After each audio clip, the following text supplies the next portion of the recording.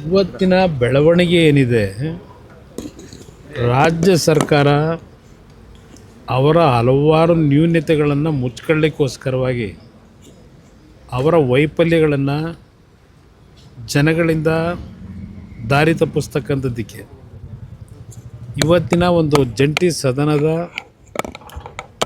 ಅಧಿವೇಶನ ಏನಾಗಬೇಕಾಗಿತ್ತು, ಈ ಸರ್ಕಾರದ ಸಣ್ಣತನದ ನಡವಳಿಕೆಗಳಿಂದ ಇವತ್ತು ಇಂಥ ಒಂದು ಪ್ರಕರಣ ಕರ್ನಾಟಕದಲ್ಲಿ ಮೊದಲನೇ ಬಾರಿಗೆ ಆಗಿದೆ. ಪದೇ ಪದೇ ಬೀದಿನಲ್ಲಿ ಚರ್ಚೆ ಮಾಡ್ತಂಥ ವಿಷಯಗಳನ್ನು ಈ ಸರ್ಕಾರದ ಮಂತ್ರಿಗಳು, ಮುಖ್ಯಮಂತ್ರಿಯಿಂದ ಸಮೇತ ಇವತ್ತು ಅದನ್ನು ರಾಜ್ಯಪಾಲರ ಮುಖಾಂತರ ವಿಧಾನಸಭೆಯಲ್ಲಿ ಇಳಿಸಬೇಕು ಜಂಟಿ ಅಧಿವೇಶನದಲ್ಲಿ ಅಂತೇನು ಹೊರಟರು.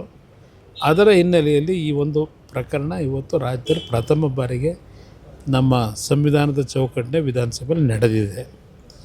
ಇದರ ಒಟ್ಟಾರೆ ಸಾರಾಂಶ, ಈ ಸರ್ಕಾರಕ್ಕೆ ಇವರ ಹಲವಾರು ತಪ್ಪುಗಳನ್ನು ಮರೆಮಾಚೋಕ್ಕೋಸ್ಕರವಾಗಿ ಈ ಒಂದು ಜಂಟಿ ಅಧಿವೇಶನವನ್ನು ದುರುಪಯೋಗಪಡಿಸ್ಕೊಳ್ಳಿಕ್ಕೆ ಹೊರಟಿದ್ದಾರೆ.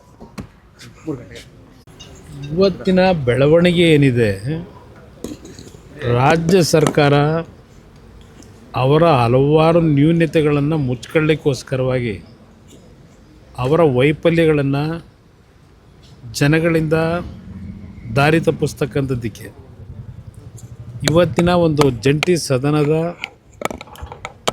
ಅಧಿವೇಶನ ಏನಾಗಬೇಕಾಗಿತ್ತು, ಈ ಸರ್ಕಾರದ ಸಣ್ಣತನದ ನಡವಳಿಕೆಗಳಿಂದ ಇವತ್ತು ಇಂಥ ಒಂದು ಪ್ರಕರಣ ಕರ್ನಾಟಕದಲ್ಲಿ ಮೊದಲನೇ ಬಾರಿಗೆ ಆಗಿದೆ. ಪದೇ ಪದೇ ಬೀದಿನಲ್ಲಿ ಚರ್ಚೆ ಮಾಡ್ತಂಥ ವಿಷಯಗಳನ್ನು ಈ ಸರ್ಕಾರದ ಮಂತ್ರಿಗಳು, ಮುಖ್ಯಮಂತ್ರಿಯಿಂದ ಸಮೇತ ಇವತ್ತು ಅದನ್ನು ರಾಜ್ಯಪಾಲರ ಮುಖಾಂತರ ವಿಧಾನಸಭೆಯಲ್ಲಿ ಇಳಿಸಬೇಕು ಜಂಟಿ ಅಧಿವೇಶನದಲ್ಲಿ ಅಂತೇನು ಹೊರಟರು. ಅದರ ಹಿನ್ನೆಲೆಯಲ್ಲಿ ಈ ಒಂದು ಪ್ರಕರಣ ಇವತ್ತು ರಾಜ್ಯದಲ್ಲಿ ಪ್ರಥಮ ಬಾರಿಗೆ ನಮ್ಮ ಸಂವಿಧಾನದ ಚೌಕಟ್ಟಿನ ವಿಧಾನಸಭೆಯಲ್ಲಿ ನಡೆದಿದೆ. ಇದರ ಒಟ್ಟಾರೆ ಸಾರಾಂಶ, ಈ ಸರ್ಕಾರಕ್ಕೆ ಇವರ ಹಲವಾರು ತಪ್ಪುಗಳನ್ನು ಮರೆಮಾಚೋಕ್ಕೋಸ್ಕರವಾಗಿ ಈ ಒಂದು ಜಂಟಿ ಅಧಿವೇಶನವನ್ನು ದುರುಪಯೋಗಪಡಿಸ್ಕೊಳ್ಳಿಕ್ಕೆ ಹೊರಟಿದ್ದಾರೆ. ಇವತ್ತಿನ ಬೆಳವಣಿಗೆ ಏನಿದೆ, ರಾಜ್ಯ ಸರ್ಕಾರ ಅವರ ಹಲವಾರು ನ್ಯೂನತೆಗಳನ್ನು ಮುಚ್ಕೊಳ್ಳಿಕ್ಕೋಸ್ಕರವಾಗಿ ಅವರ ವೈಫಲ್ಯಗಳನ್ನು ಜನಗಳಿಂದ ದಾರಿ ತಪ್ಪಿಸ್ತಕ್ಕಂಥದ್ದಕ್ಕೆ ಇವತ್ತಿನ ಒಂದು ಜಂಟಿ ಸದನದ ಅಧಿವೇಶನ ಏನಾಗಬೇಕಾಗಿತ್ತು, ಈ ಸರ್ಕಾರದ ಸಣ್ಣತನದ ನಡವಳಿಕೆಗಳಿಂದ ಇವತ್ತು ಇಂಥ ಒಂದು ಪ್ರಕರಣ ಕರ್ನಾಟಕದಲ್ಲಿ ಮೊದಲನೇ ಬಾರಿಗೆ ಆಗಿದೆ. ಪದೇ ಪದೇ ಬೀದಿನಲ್ಲಿ ಚರ್ಚೆ ಮಾಡ್ತಂಥ ವಿಷಯಗಳನ್ನು ಈ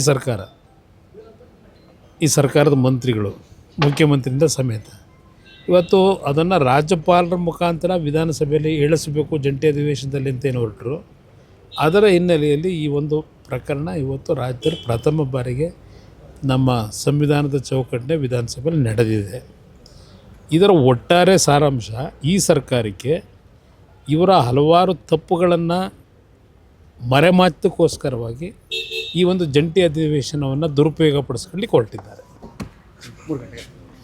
ನಿರ್ಭೀತ, ನಿಷ್ಪಕ್ಷಪಾತ, ವಿಶ್ವಾಸಾರ್ಹ ಸುದ್ದಿಗಳಿಗೆ ಮತ್ತೊಂದು ಹೆಸರಾಗಿರುವ ನ್ಯೂಸ್ 18 ಕನ್ನಡ ಈಗ ಆಪ್ನಲ್ಲೂ ಲಭ್ಯವಿದೆ. ದಯವಿಟ್ಟು ಇಲ್ಲಿರುವ QR ಕೋಡ್ ಅನ್ನು ಸ್ಕ್ಯಾನ್ ಮಾಡಿಕೊಂಡು ಆಪ್ ಡೌನ್ಲೋಡ್ ಮಾಡೋದಕ್ಕೆ ಮರಿಬೇಡಿ. ನಿಮ್ಮ ಬೆಂಬಲ ಹೀಗೆ ಸದಾ ನಮ್ಮೊಂದಿಗಿರಲಿ. ಧನ್ಯವಾದ.